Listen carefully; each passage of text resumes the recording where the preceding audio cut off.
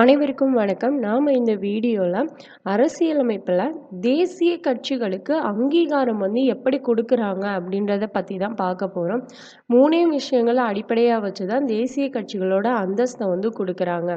First மக்களவை அல்லது சட்டப்பேரவை தேர்தல்ல 4 அல்லது 4ற்கு மேற்பட்ட மாநிலங்கள், இந்தியா ஃபுல்லா இருக்கிற மாநிலங்கள்ல 4க்கும் மேற்பட்ட மாநிலங்கள்ல செல்லத்தக்க வாக்குகள்ல குறைந்தபட்சம் 6% வாக்குகளை பெற்றிருக்க வேண்டும். ஒவ்வொரு மாநிலத்திலையுமே 6% வாக்குகளையாவது பெற்றிருக்க வேண்டும்.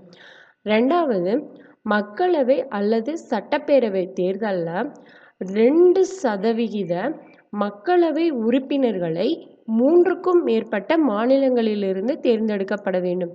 அதாவது ஒவ்வொரு மக்களவை உறுப்பினர்களும் 3க்கும் மேற்பட்ட மாநிலங்கள்ல இருந்து தேர்ந்தெடுக்க வேண்டும். எவ்வளவு இருக்கணும் அப்படின்னா 2%, 2 மக்களவை உறுப்பினர்கள் கிடையாது, 2% மக்களவை உறுப்பினர்களை 3க்கும் மேற்பட்ட மாநிலங்கள்ல இருந்து தேர்ந்தெடுக்கணும். அடுத்தது, மாநில கட்சி அப்படின்ற அந்தஸ்த 4 மாநிலங்கள்ல பெற்றிருக்க வேண்டும். அப்பதான் ஒரு கட்சி தேசிய கட்சி அப்படின்ற அங்கீகாரத்தை பெறும்.